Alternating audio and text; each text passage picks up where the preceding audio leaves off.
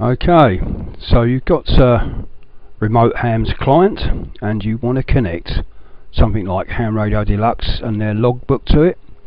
Now, how do you do it? Well, you need a virtual serial port. We're going to use this one just over here. Now, you need to email this guy and he'll send you a copy of it. It's VSP by KF5R. You can find it all over the internet. Now, first of all, install the program and run the manager, which is this one here, VSP manager. You need to create a pair of virtual ports. So here we are. It comes up end 1 COM2 end 2 COM3. Click create pair. Now probably get a bit of an error on this on Windows 8.1. Just don't worry about it, you can ignore that. Create pair, there's the exception. Continue. Refresh the display and there are our ports, virtual ports. Now remember those, so it's start of the virtual port is COM2, the other end is COM3. I can safely shut that down.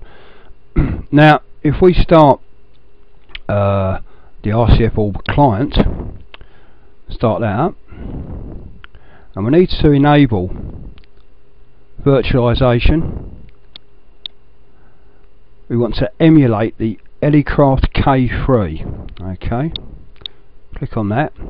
Now remember that COM2, so there it is filled in already for us, COM2. You can leave the serial rate on the default, which is that. Now enable cat emulation. Okay, click save. Right, let's just connect to one of the radios. Let's connect to my one just for the sake of it. Okay, so we're connected to my Tentec RX320 and we'll just pop that down there for a minute. Right, now let's start Ham Radio Deluxe.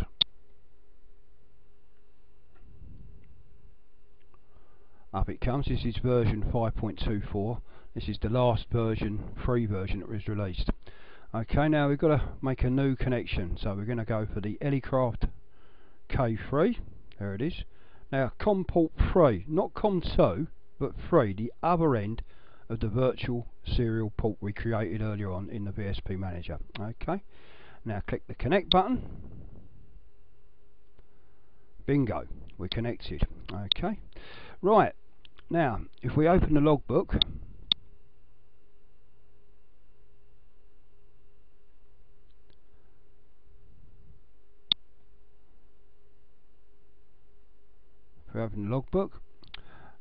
we'll see that it's automatically connected to the radio. Okay, see that there, same frequency. If not, let's connect just to do it. Connect. There it is with the frequencies. Now let's connect to the cluster. Now there's a bug. There is a bug in the logbook of Ham Radio Deluxe, one that's been there some time, but the new owners don't seem to be in a rush to fix it. But nevertheless, if you click it enough times, it will change. So let's go to, at the moment we're on 7.077 USB. Let's flick that to let's click that to USB so it looks different. Back to the cluster. Now if I click on the cluster window, 7.151. It's changed the USB to LSB already. I've just got to try and get it to stick. There it goes. The frequency's changed. It's gone up to 18 because I clicked to the other one. Now let's open up the RCF Orb client, and you'll notice that that's changed frequency as well. That is now on 18.0850, and it's also on CW. Just pop that over there for a minute. Go back to cluster, and we'll get it back to 7151. There you go, did you see that?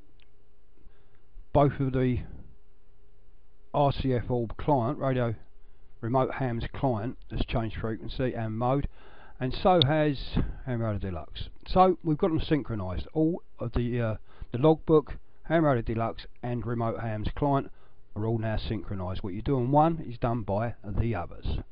Okay?